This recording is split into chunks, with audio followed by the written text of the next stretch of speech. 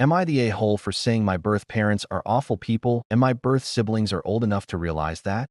This was a disagreement I had with my SGL, and I need to hear if I'm wrong or not. We were talking about my birth family and how I won't ever give them a chance to be in my life if they ever decide they want to know me. SGL felt that was unfair, but mostly to my birth siblings and how they were raised in the environment that made them reject me. She also claimed my parents' trauma should be taken into account. I said I didn't care and my birth parents are awful people for how they have treated me, and my birth siblings are now old enough to realize this and do better. For some background, when I was 6 female and my birth siblings were 4F, 3M, and 6F months, we were removed from our birth parents and placed into foster care separately. I was devastated and spent over a year begging to go home to my parents and siblings. I was bounced around a lot and was considered difficult to place because of my desire to go home. Even though I didn't have the happiest memories of my birth family, the younger me was very attached to them all and didn't really care that I was somewhat neglected and ignored. To me, they were my family, and I loved them. Roughly 18 months after I was removed, a temporary caseworker was assigned to me while my normal one was sick. She told me I needed to stop pining after my family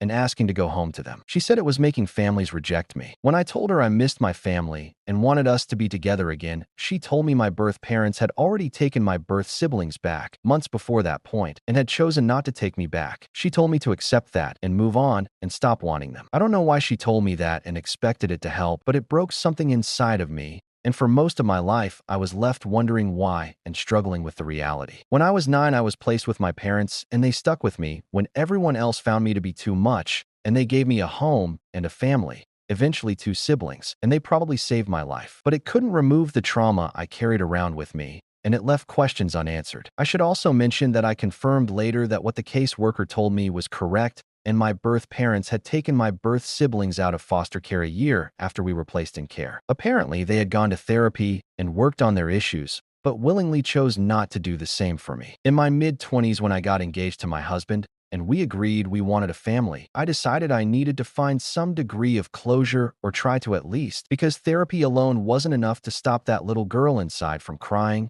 and wondering why she wasn't wanted as well. I did a birth family search and ended up connecting to my cousin, who not only remembered me, but after seeing a photo, I remembered her as well. I was sent to her parents' house frequently to play with her, something I had blanked out honestly. After we reconnected, I asked her questions, and firstly, she confirmed that my birth parents and birth siblings didn't want to meet me, and secondly, that I was not thought of well in my birth household. I found out that I had been a twin, and my twin brother had been stillborn, and my birth parents blamed me and fell into depression and didn't take the best care of us. But after therapy, they realized they loved and wanted their younger 3 kids. But I was still who they blamed. My birth siblings knew the story, and my cousin had attempted to show them how messed up it was, but they hated me and saw me as a waste of their time. Hearing the story, finding out the truth, and even seeing the grave where they had called him a big brother to our 3 younger birth siblings, but no mention of me, was difficult. I did struggle for a while, but with my family and husband, then fiancé, around me, I healed and finally put that little girl who wondered why to rest. I got married, and my husband and I had children together once I had become a healthier version of myself. My cousin and I are very close,